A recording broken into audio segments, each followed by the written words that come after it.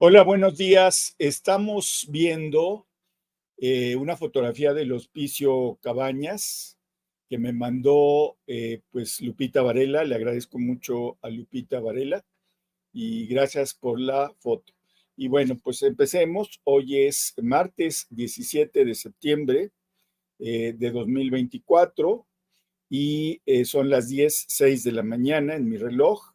Yo soy Jaime Guerrero y estas son las 5 noticias del Rapidín para empezar tu día. Y bueno, pues empezamos.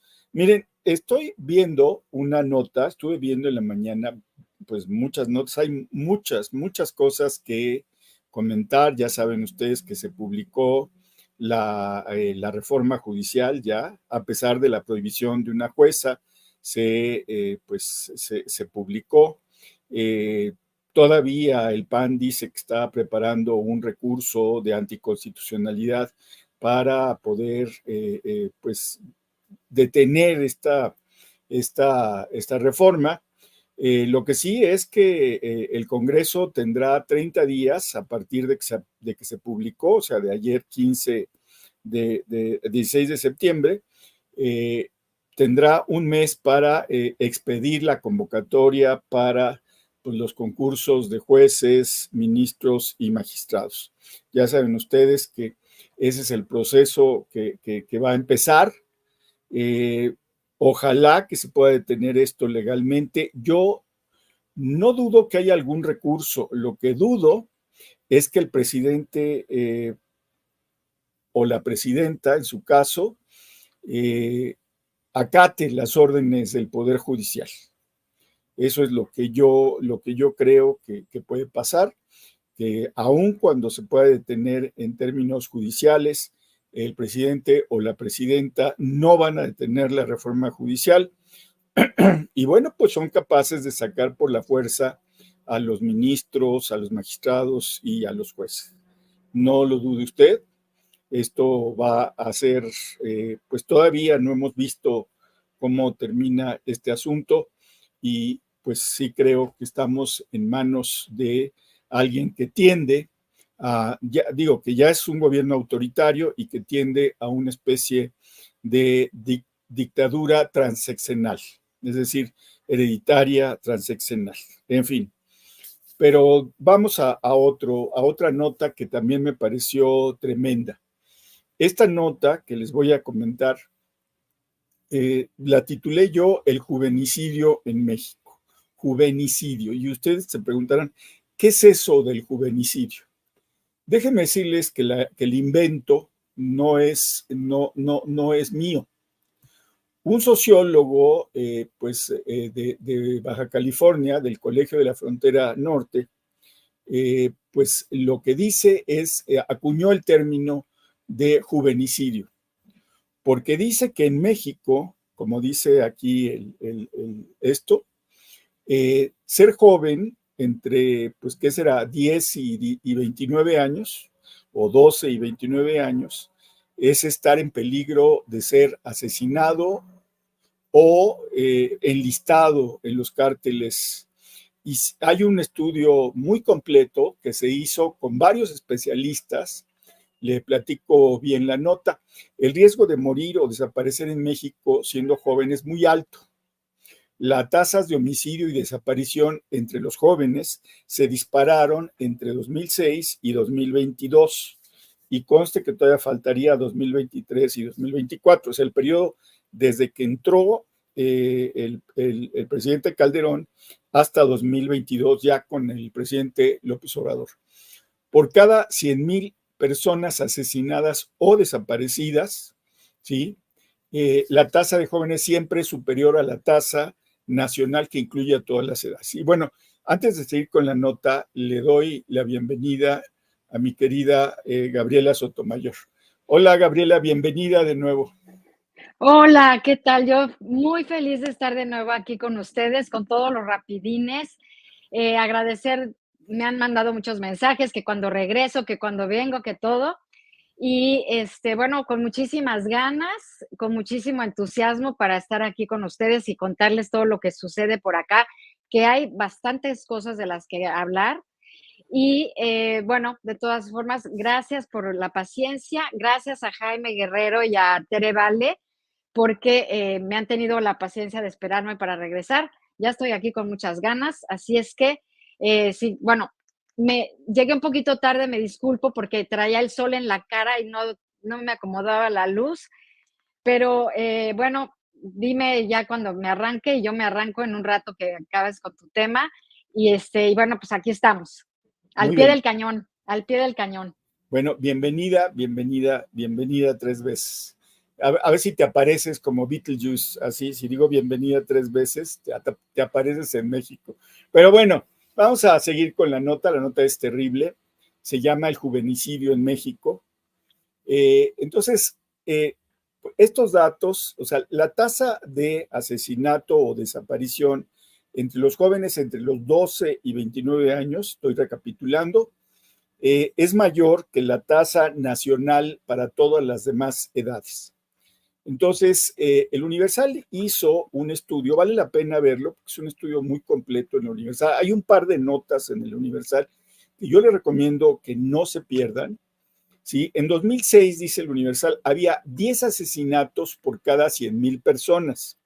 ¿Sí? Y por cada 100,000 personas de 12 a 29. O sea, de 12 a 29 había 10 asesinatos por cada 100,000 personas.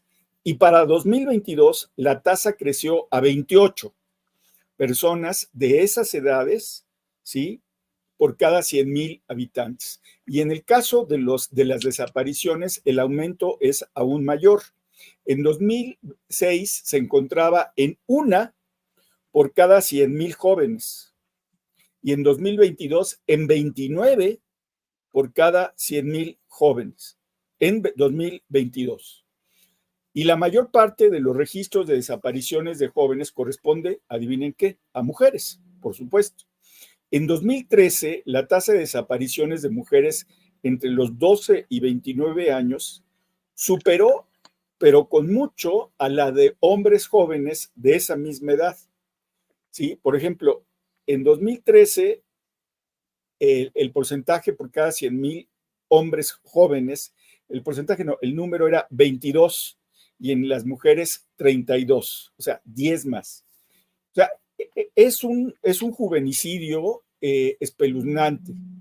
Entonces, en números absolutos, más de 400,000 personas de todas las edades fueron asesinadas de 2006 a 2022. O sea, son datos de guerra civil. Yo les voy a decir que dudo mucho que si pues dividimos por año esta cifra, haya tantos muertos, por ejemplo, en la guerra de Ucrania o en los ataques de Israel a los territorios palestinos. O sea, No, lo dudo muchísimo. no, no hay, No pasa. no, no ¿Sí? hay esos números, ¿eh? No hay No, esos números ni en no. Palestina, ni en Palestina, ni en la guerra de Israel contra Palestina, ni en la invasión rusa a Ucrania. Esos números no hay. O sea Bueno, que tienes toda la razón, bueno, bueno, sí. entonces, si 400,000 personas de todas las edades fueron asesinadas, ¿sí? Y se registró la desaparición de 200,000 personas entre 2006 y 2022. Bueno, 4 de cada 10 víctimas de asesinato eran jóvenes entre 12 y 29 años, el 40%, ¿sí? ¿Saben lo que significa eso? Que todos los días de entre 2006 y 2022 asesinaron a 26 jóvenes y 20 más desaparecieron. Ese es el tamaño de la masacre que está ocurriendo entre los jóvenes. El Universal aclara que sus datos pues, no se los inventó, son datos tomados del INEGI, proyecciones de la población y de las entidades federativas de la CONAPO, del Consejo Nacional del CONAPO, y una descarga del Registro Nacional de Personas Desaparecidas y No Localizadas. Esto lo hizo Morlán un despacho para el Universal. Bueno, entonces, este estudio que hizo el sociólogo bajacaliforniano José Manuel Valenzuela Arce, junto con otros especialistas de todo el país, tenían problemas para los datos y entonces dijeron, pues mejor vamos a ver qué dicen los especialistas. Y se juntaron 15 especialistas de toda la República. No les voy a decir todos los nombres de los especialistas. Hay muchos especialistas que yo identifico claramente, que he leído parte de sus textos, y les voy a decir, de los que yo conozco, son gente muy, muy sólida. Lo que dice José Manuel Valenzuela es: hay un asesinato sistemático de jóvenes en México, ¿sí? El riesgo de ser joven y ser víctima de homicidio o desaparición es muy alto desde que empezó la guerra contra el narco, ¿sí? Y bueno, pues este juvenicidio de lo que él habla, y déjenme decirles que se fue a dar dato por región, o sea, datos por región, para que se vea que no es nada más un fenómeno, como dicen las autoridades, que es nada más de un estado, no, es de regiones completas o de un municipio, no, es de regiones completas, ¿sí? En el caso del juvenicidio, el asesinato sistemático de jóvenes no es fortuito, dice este sociólogo Valenzuela. Son la consecuencia de la operación de una maquinaria de precarización y muerte, a raíz de una política prohibicionista que tiene como objetivo el control del mercado de drogas por Estados Unidos. Fíjese lo que dice, la precarización, y dice que hay 5 condiciones, y yo creo que vale la pena que las mencione, que explican todo esto. Primero, la precarización económica. Y sí, en México desde los 80 para acá hay una precarización. Posteriormente, también hay una precarización simbólica. Es decir, no solamente los empleos están precarizados. Para los que no sepan qué es ese concepto, les voy a decir que son las personas que tienen un trabajo, pero no tienen ninguna retribución en seguro médico, en pensión, que ganan menos de lo que deberían ganar, que incluso trabajan más horas y que tienen una estabilidad laboral. La precarización, les digo una cosa, está siendo un fenómeno mundial. Leía yo estudios de Italia, por ejemplo, en donde estaban alarmados de la precarización, y es un país del primer mundo. Incluso en algunas regiones de Estados Unidos, en los estados, digamos, ellos los llaman los estados más atrasados, estoy hablando de Alabama, por ejemplo, de Tennessee, también se está dando este fenómeno de precarización. La precarización simbólica, la criminalización, la desciudadanización, es decir, ya no son ciudadanos, y la desubjetivación. Déjenme comentarles que son términos muy sociológicos, entonces, un poco, estos son lo que explicaría esta situación. Y pone 3 ejemplos que seguramente Gabriela recordará, de cómo a los jóvenes se les deshumaniza, se les quita el carácter de posibles o de reales ciudadanos, cuando 15 estudiantes, ¿se acuerdan que estaban celebrando en Villas de Salvarcar, allá en Ciudad Juárez, Salvarcar, estaba celebrando una fiesta? Cuando conoció el presidente Felipe Calderón de que habían sido asesinados en la fiesta, su primer comentario fue: si los mataron es porque en algo andaban. Fue uno de los comentarios, yo recuerdo que lo llegué a comentar en algún lado, y dije, ¿cómo se atreve a decir eso cuando no tiene más elementos?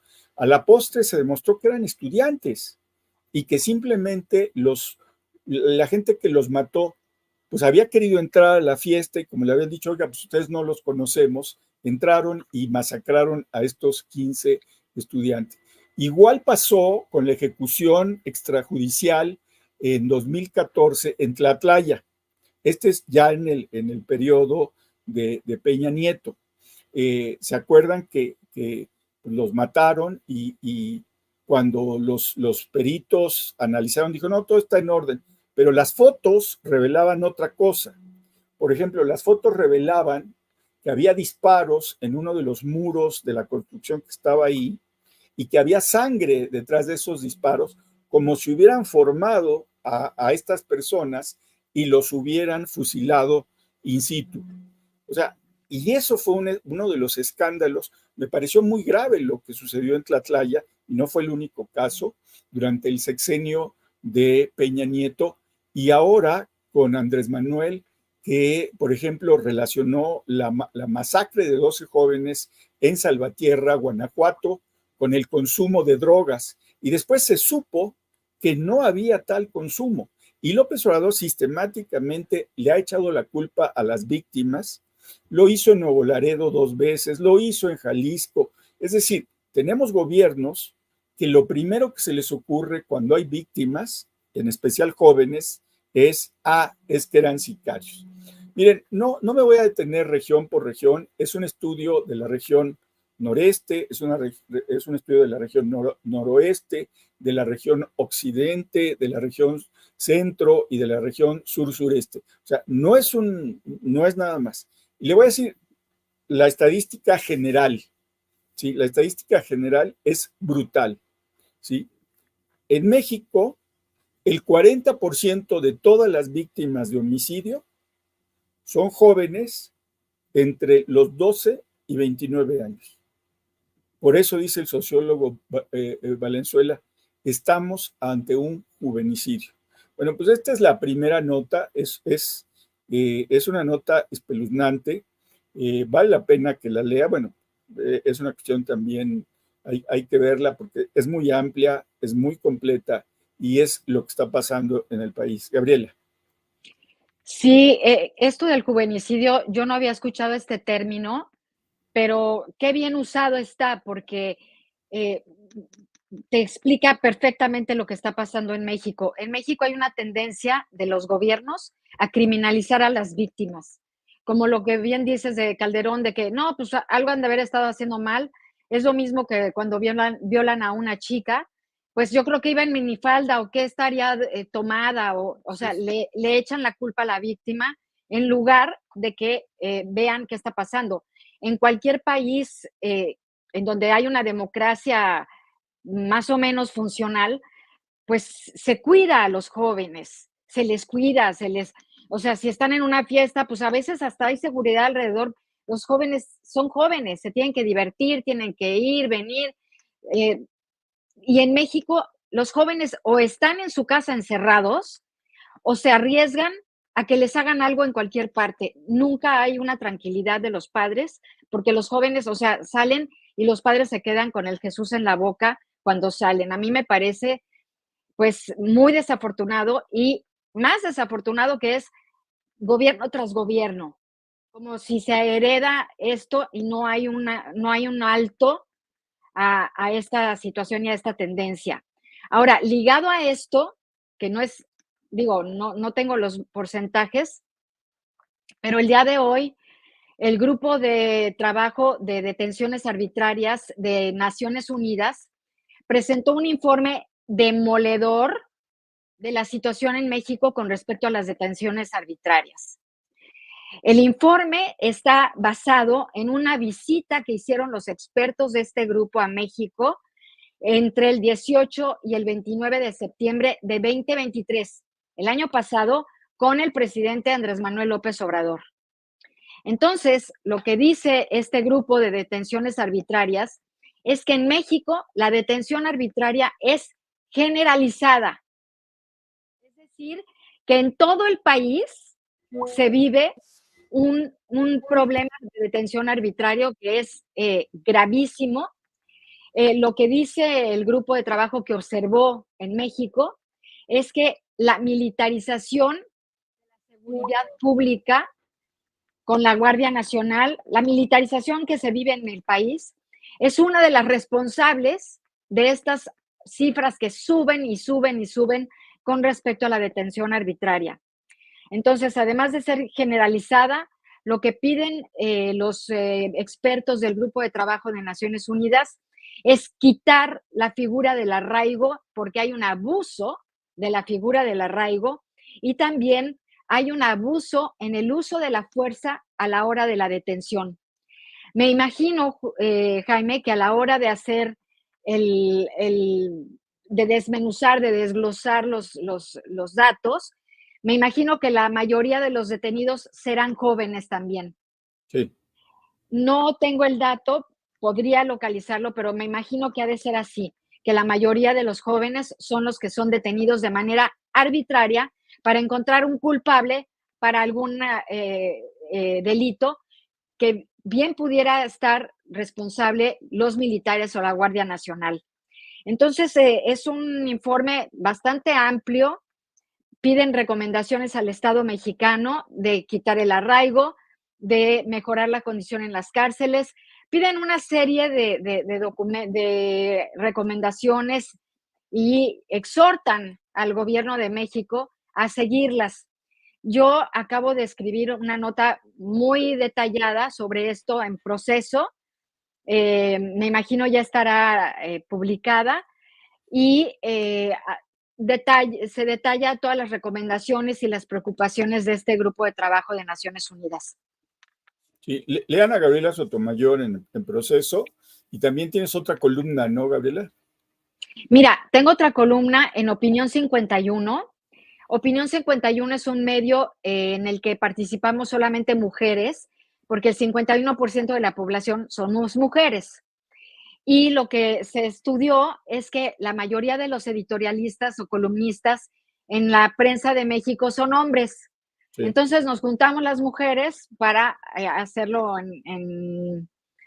pues para escribir nuestras opiniones. Es un medio independiente, lo único que es por suscripción. Entonces, para leerme hay que suscribirse a Opinión 51. Antes tenía mi columna en Eje Central, en el medio Eje Central, una columna que se llamaba Naciones Hundidas, pero te cuento, Jaime, que me censuraron. sí, me Entonces, dijiste. me corrieron de ahí porque yo decía de mi ronco pecho lo que estaba sucediendo en el gobierno de López Obrador y pues tuvieron la delicadeza de decirme que ya no participe. Entonces, pues bueno, pues se la perdieron, Pues sí. se la Bueno, perdieron. eres parte de mucha gente que están saliendo de mucha gente que está saliendo de los medios. Así. Digo, de manera espeluznante los nombres que dice uno, y las razones son pues, bastante frágiles, las razones que les dan. Unos que Eso por es, edad, otros que porque quién sabe qué, porque pasó la mosca, etcétera. es Entonces, un rasgo, perdón, es un rasgo de un sistema autoritario. así es. El primer rasgo, de los primeros rasgos que hay de un sistema autoritario, totalitario y represivo, es la represión contra los periodistas Así es. independientes. Exacto. Bueno, doy otra nota, a reserva que también nos dé otra nota, Gabriela. Esta nota va a ser muy rápida porque ahora sí que estamos contra el tiempo. Es sobre Birmex. Le pidió el Universal, otra vez el Universal, a Birmex que le dijera si hay alguna otra compra pendiente en este año. Y Birmex le dijo que no, ellos habían hecho compras en marzo y abril, lo que significa que Birmex no compre más medicinas. Le voy a decir que va a terminar este sexenio en desabasto, en un desabasto enorme de medicinas. Y ahorita le voy a decir qué clase de medicinas, porque pues, no son aspirinas. Bueno, aunque fueran aspirinas, pero no son aspirinas. Ya saben ustedes que la estrategia de López Obrador para acabar con el abasto pues fracasó. Primero se la dieron a la Oficialía Mayor de la Secretaría de Hacienda, a la señora Buenrostro, que fracasó estrepitosamente. Luego se lo dieron a la Oficina de Servicio de Naciones Unidas, cuando, o sea, yo me acuerdo cuando le dije, ellos no tienen experiencia en esto, Naciones Unidas no tiene experiencia en comprar medicamentos, fracasó No, la UNOPS. Luego se lo dieron al INSABI y volvió a fracasar. Le han dado al ejército la tarea de distribuir medicamentos y ha sido muy deficiente esta distribución. Y ahora la tiene Birmex. Entonces, ¿cuáles son realizó Birmex una compra entre marzo y abril, pero ¿cuáles son los medicamentos que les faltan? Ahí les va. Medicamentos diversos contra el cáncer, contra el VIH, antidepresivos, medicamentos contra la esquizofrenia, vacunas, ojo, vacunas Vacunas. para niños, ¿sí? Medicina para la hipertensión, para la insuficiencia cardíaca, ¿sí? Medicamento para combatir las cistes, hoy estoy bastante torpe, Cisticercosis. sí, estos gusanitos que se van al cerebro, y otras enfermedades, pero con las tres primeras, enfermedades cardiovasculares, cáncer y VIH, ya tiene usted el panorama completo. Antidepresivos, Jaime, antidepresivos también. Antidepresivos. Y déjenme decirles que todos estos medicamentos se los había pedido el Seguro Social, el ISSSTE, el área de medicina de Pemex, etcétera, y Birmes le sale pues, que ya no va. Pero usted cree que nada más son medicamentos, no, también insumos. Fíjese lo que les voy a decir de insumos. ¿Sí? Antiséptico para lavado pre y post quirúrgico de manos y piel. Ojo, el antiséptico es fundamental. Los médicos están comprando su propio antiséptico. Batas desechables para pacientes y batas quirúrgicas. Las batas desechables se las piden a los familiares que a veces no están en condiciones de comprarla. Sondas para drenaje urinario, las personas que tienen problemas de próstata y que es muy grave, les ponen una sonda. No hay sondas para drenaje urinario. Eso puede ser mortal. Catéteres para hemodiálisis, igual. Cánulas para traqueotomía, o sea, estamos hablando de cosas de vida o muerte. Equipos para intubación, ¿sí? Gasas, grapas y guantes, entre otros. Miren, los equipos para intubación que tienen, a veces no tienen los adecuados. Por ejemplo, los bebés cuando son intubados necesitan un equipo para intubación, un tubito muy delgado, muy, muy delgado. Entonces, en ese sentido, tampoco están comprando eso, ¿sí? Y ya la megafarmacia dijo, no, pues ya lo que hay es lo que hay. Esos medicamentos no los autorizó el gobierno porque ya no tiene recursos. Y viene la lista de medicamentos, en el Universal vienen una lista enorme de medicamentos que no se compraron, que hay todavía en algunos lugares existencias, pero cuando dice López Obrador que están todos los medicamentos en la megafarmacia, primero miente. La megafarmacia es una bodega semivacía y en segundo lugar, ¿sí? Les voy a decir lo que está pasando. Las clínicas pues están acopiando medicinas porque si no dicen pues quién sabe cuándo nos van a llegar. Le están pidiendo a las personas que compren cosas como estas cánulas, incluso medicamentos, y las personas lo que dicen es, entonces, ¿para qué vengo al servicio público? En fin. Mira, te quiero decir algo, Jaime, que no es un cliché decir que nos estamos pareciendo a la situación que ha vivido Venezuela. O sea, no es este cliché de que, ay, vamos a hacer Venezuela. Pero yo aquí he seguido paso a paso la situación en ese país y de las primeras cosas que sucedieron fueron la falta de medicamentos. Además de la falta de alimentos, la falta de medicamentos. ¿Y sabes por qué? Bueno, esto en el gobierno de Maduro, usan los medicamentos como medida de control. Entonces, a las personas que son de su partido, a los que están con ellos, a los que se someten a sus órdenes, les hacen llegar los medicamentos que se necesitan, pero a la oposición y a gente que ubican como que puede ser contrario al régimen, no le dan medicamentos. Entonces, usan medicamentos y al alimento como un sistema de control de la población. Eso allá. Entonces, ahorita, no, claro, no hay medicamentos en México, pero sí hay, a lo mejor los primeros que van a tener acceso son los de Morena. No sabemos, no sabemos. Pero bueno, yo quiero abusar, Jaime, porque bueno, no he estado aquí, pero hoy hubo muchísima información aquí en la mañana. Adelante. Les recuerdo, lo digo bien rapidito porque ya sé que el tiempo apremia, No te preocupes. pero bueno, les digo que les recuerdo a los rapidines que los martes aquí en Naciones Unidas tenemos a los portavoces de todas las agencias de la ONU que vienen a hablarnos, nos vienen a dar noticias sobre la situación en distintas partes del mundo. Entonces viene la Agencia de los Refugiados, la Agencia de Derechos Humanos, Cruz Roja también a veces, aunque no es de la ONU, pero participa, las agencias del trabajo, Meteorológica Mundial, bueno, todas las agencias, UNICEF, etcétera.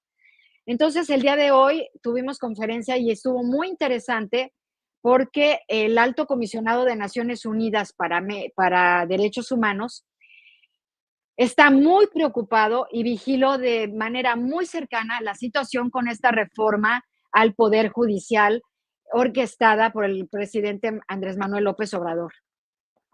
Nos dicen que están sumamente preocupados porque es una medida que atenta contra la democracia, que atenta contra la independencia de los poderes y se dicen muy preocupados por esta situación que se está viviendo en México y desean que esto se pare. No sé si hay manera de ponerle alto a esta reforma, Jaime, pero lo que dice Naciones Unidas aquí es que debería de haber una forma de detener la adopción de esta reforma porque va contra la democracia.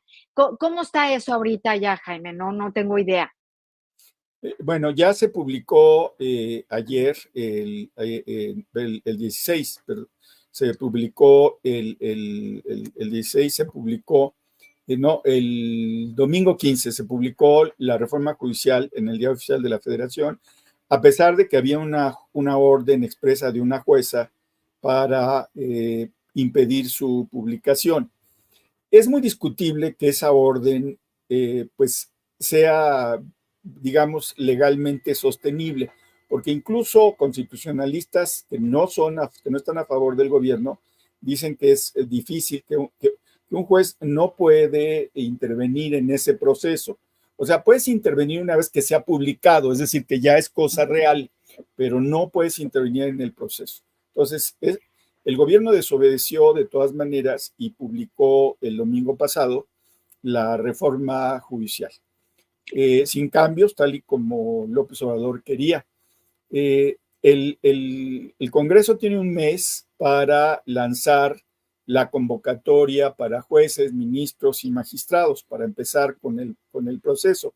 El proceso va a tener, es probable que termine en 2027.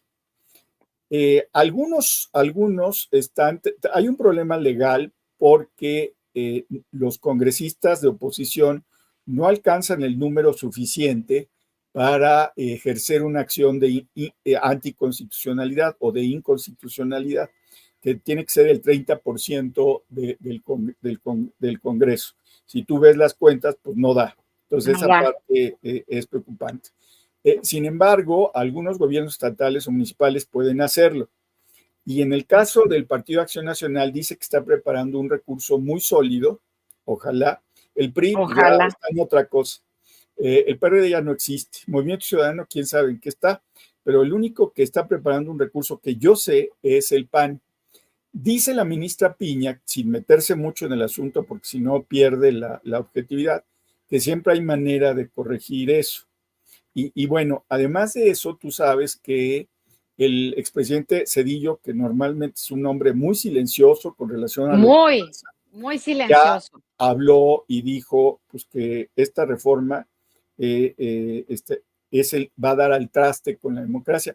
Zedillo siempre ha sido un hombre muy honesto en ese sentido. Yo no digo que fue el mejor o peor presidente, pero cuando él ganó, yo no sé si tú recuerdas que dijo: yo gané, pero la elección no fue equitativa. ¿Sí? Eso lo dijo él, que la elección no había sido equitativa. Zedillo, como bien dices, ha sido muy prudente. Yo lo he visto varias veces que viene aquí a Ginebra porque presentan los informes de esta asociación que tienen para las drogas, porque es una asociación que varios presidentes, expresidentes de varias partes del mundo, incluyendo la presidenta de Suiza, están abogando por la legalización de las drogas y no por la criminalización de los usuarios de las drogas. Entonces, el presidente Cedillo ha sido muy activo en esto, Sí. lo he visto varias veces aquí y todas las veces que le pregunto por México, no puede opinar de México, no habla, no dice nada. Pero lo vi declarando que en México esta reforma atenta contra la democracia y contra el imperio de la ley, contra la Constitución. Entonces, es tristísimo. Y luego te voy a decir otra cosa. Hablé yo con uno de los responsables de la Unión Interparlamentaria, aquí, que también está en Ginebra. La Unión Interparlamentaria es una instancia, una internacional que, cuya misión es el cuidado y la protección de los parlamentarios en todo el mundo, principalmente de los parlamentarios de oposición.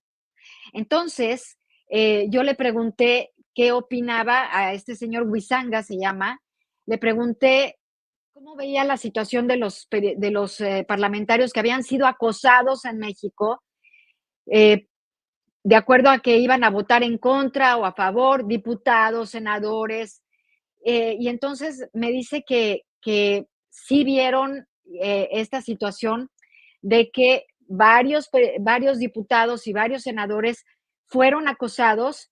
Lo del papá del senador Barreras que estaba en Campeche, eh, hablan de que les preocupa esto, pero lo único que puede hacer México y los senadores de oposición es recurrir a la Unión Interparlamentaria, pedirle que vaya al país a que investigue esta situación y lo único que están esperando la Unión Interparlamentaria aquí en Ginebra es que acudan a ellos. Entonces desde aquí hago un llamado a ver si por ahí algún senador responsable o algún diputado para que pidan la ayuda a la Unión Interparlamentaria, para que la Unión Interparlamentaria pueda meterse en el país, investigar y hacer su informe sobre el acoso y amenazas que recibieron parlamentarios en México para votar a favor de esta reforma.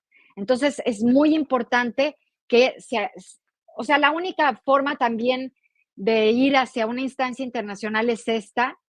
Otra también es el Comité de Derechos Humanos de Naciones Unidas, tiene comunicaciones individuales y hay que acercarse. No, no, no se pueden acercar ellos si México no se lo pide. Entonces, bueno, esta es otra. Y ya para acabar, dos cositas más. Una es que se habló de este número de 1,000 presos políticos, más de 1,000, se llegó a esta cifra bastante desagradable, terrorífica, de 1,000 presos políticos en Cuba. O sea, si tú ves la población de Cuba, ¿cuántos hay? ¿Cuántos cubanos? 100,000 presos políticos es una cifra aterradora. Así es. La condición en la que están encarcelados, no tienen acceso a la justicia ni al debido proceso, están en condiciones infrahumanas en estas cárceles y no son parte de las noticias. Entonces, nadie habla de los presos políticos en Cuba. Entonces, esto es muy preocupante. La Cruz Roja está al tanto y no han sido invitados para acercarse a los presos, porque ves que la Cruz Roja se acerca a los presos políticos o a los presos para ver su situación. Nada. Y finalmente se presentó en conferencia de prensa otro informe sobre Venezuela, otro informe de Naciones Unidas, en donde acusa de crímenes de lesa humanidad a el gobierno de Nicolás Maduro, especialmente a Nicolás Maduro, quien es, según este informe, responsable de crímenes de lesa humanidad y de la orden que ha dado la orden de estos crímenes en Venezuela. Es todo lo que yo te quería comentar el día de hoy. Pues es bastante completo. Gabriela, te agradezco tu información y ojalá que los legisladores empiecen a hacer una campaña internacional más intensa, Sí, eh, porque creo que en la medida que podemos hacer ruido es en la medida que esto puede cambiar. yo nomás te diría que el otro contrapeso, porque los contrapesos políticos están siendo muy endebles y los jurídicos también, el otro contrapeso para muchos es el económico. Es decir, Claro. las agencias internacionales, las calificadoras, los inversionistas digan, pues ya no es seguro. Yo te diría que pues no creo que la salvación venga de ahí, ¿eh? No creo. No. Porque mi opinión es que a ellos los mueve el interés del dinero, no de la democracia. Si el nuevo Claro. gobierno les da garantías, eso se va a ir disminuyendo. En fin, pues ya nos despedimos, ya nos pasamos del tiempo. Nomás termino con una nota, pues entre trágica y cómica. Le preguntaban a Jesús Leana Ojeda, que es comandante de la tercera región militar, sobre la violencia en Sinaloa, en especial en estos 4 municipios. Déjenme decirles que la violencia empezó el lunes de la semana pasada y ha ocasionado ya decenas de muertes. La población está aterrorizada, las clases se suspendieron toda la semana pasada. Ya la Secretaría de Educación de Sinaloa dijo, hoy tienen que estar en clases presenciales. Yo no sé qué tanto los padres acepten esto de ir a las clases presenciales. Los comercios están cerrando en muchas zonas a las 3 de la tarde. El gobernador ya les dijo, abran, todo es seguro. No es seguro, la situación en Culiacán no es segura. ¿Qué dijo este hombre, que es el comandante de la tercera región militar? Y con esto yo termino. Dijo, no depende de nosotros, depende de los grupos antagónicos que dejen de hacer su confrontación entre ellos y que estén dejando a la población en paz para que vivan en tranquilidad. Esto es lo que dice un militar que debería estar a cargo de nuestra seguridad y que dice, pues es que ellos están peleando, muchachos, ¿qué quieren que hagamos? No nos metemos en esas cosas. Y esa es la política de López Obrador. No, es que, no, bueno, es un estado de indefensión, no sé cómo decirlo. La gente no tiene quien los proteja. Pero a ver, por un lado existe la militarización de la seguridad pública y por el otro lado no hacen nada. O sea, para hacer detenciones arbitrarias, para encontrar culpables, sí lo hacen. Pero a la hora de que hay que proteger a la población civil, no lo hacen. Entonces, ¿cuál es la función de los militares que no es la seguridad de los ciudadanos? Entonces, imagínate que un militar dice que no es su rollo, o sea, que no tienen que hacerlo. Y cuando los militares deberían de estar metidos allí y proteger a la población, que es la población civil, que es totalmente indefensa. O sea, me parece muy desagradable y muy desafortunada esta declaración de este militar.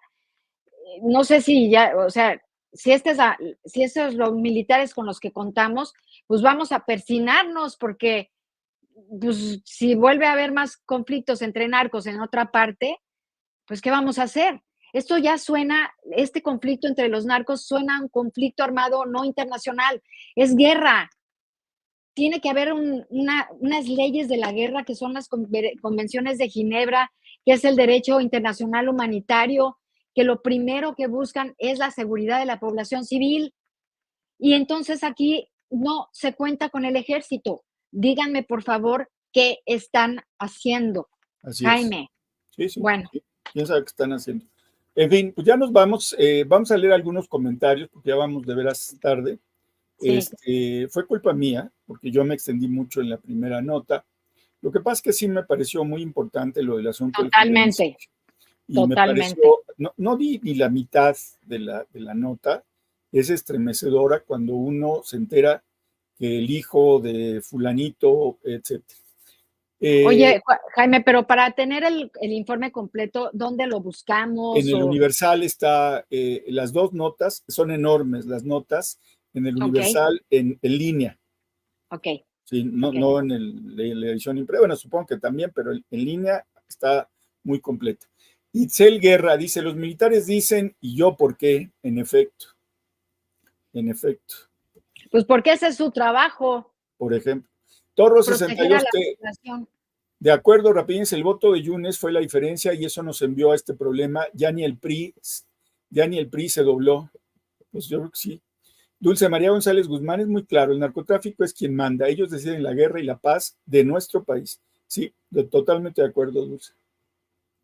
Bertis Loarce, todas unas señoritas, ya no quieren que se les maltraten las uñas. México abandonado y sin quien nos cuide. Se refiere al ejército. Sí.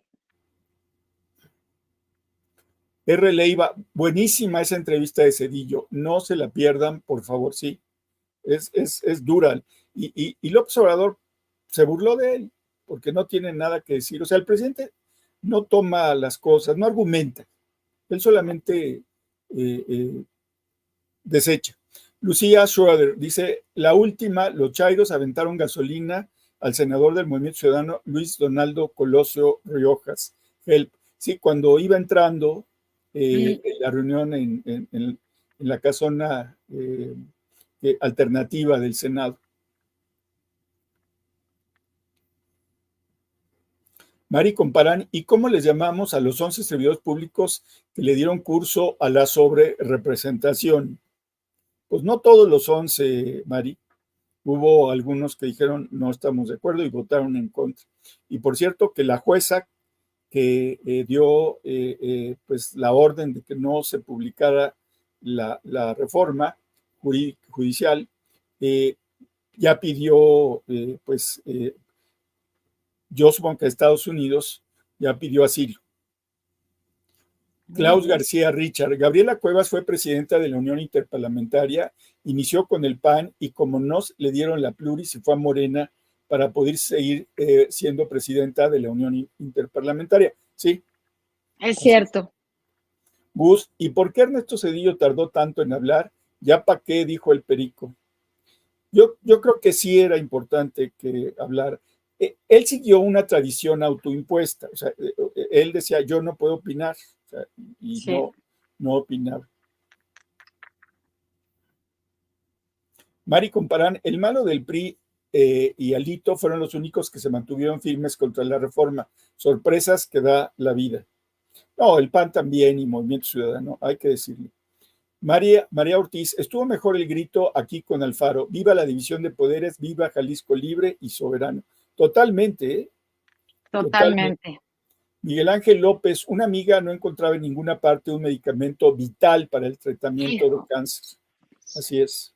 De por sí, enfermarse de cáncer es una tragedia para una persona, lo que vive, lo que sufre una persona con cáncer, Jaime, y que no encuentres la medicina, o sea, que tu salud empeore porque tu gobierno no tiene la medicina, eso es criminal, Jaime. Sí, o sea, ¿cómo es posible que las personas que están enfermas, que ya tienen suficiente con este dolor, sus familiares también, y tu gobierno no te responde con la medicina? Es que, o sea, es doloroso enterarse de estas cosas. Así es. Gilberto Vázquez, buenos días, Jaime, familia Rapidinauta, ya está mi like, ojalá los anime a dar el suyo. Iniciamos semana laboral el martes, pero con mucho entusiasmo seguirán los desacatos y dislates, vergüenza. Así es.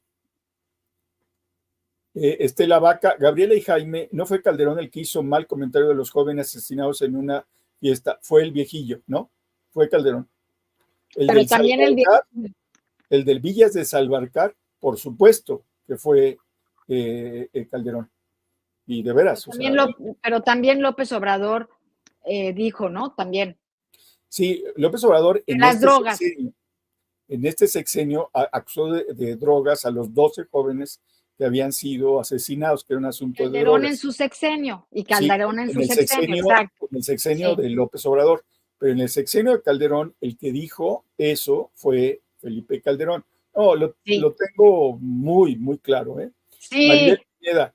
Por eso la gente está agarrando bacterias cuando se hospitalizan, se componen de una cosa y se descomponen de otra. Y en general, como los médicos tienen muy claro eso, cuando el paciente está pues no tan grave, lo regresan a su casa.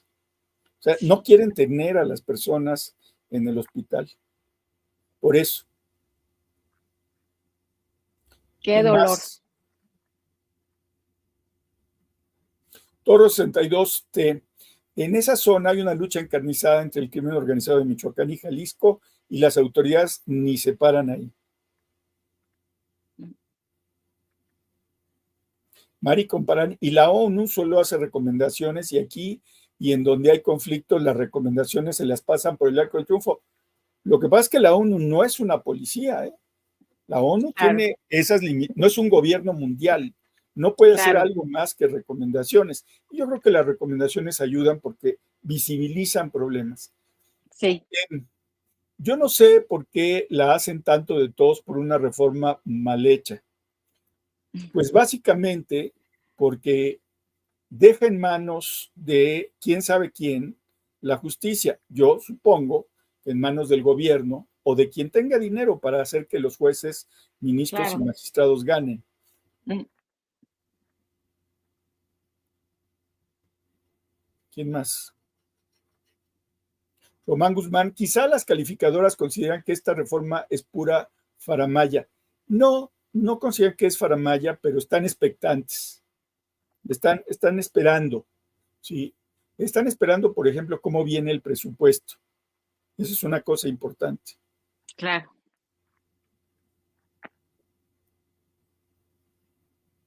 Román Guzmán, que no prevé una baja en la calificación crediticia del país a corto plazo. Sin embargo, el impacto de estas reformas podría ser significativo a largo plazo. Pues yo creo que podría ser hasta de corto plazo, Román, pero bueno, veamos. El tío de Billy, hola rapidines, buenos días. Hoy es mi cumpleaños, espero que Tere tenga un mecante por la tarde. Le voy a decir tío de Billy, pero escríbenos también en la tarde, tío de Billy. Felicidades, felicidades. Bueno, ya dijo Gabriela que ya estuvo suave, que ya nos pasamos, que no tenemos noción del tiempo, sobre todo yo, y tiene razón, 1000 perdones para Gabriela porque le quité tiempo de aire y le doy otra vez la bienvenida a Gabriela. Nos Mil vemos. gracias. Yo estoy feliz de estar aquí con ustedes y nos vemos Nosotros la próxima felices. semana. Claro que sí. Sean felices, sean felices. Hasta luego. Nos vemos Chao. en la tarde. Bye.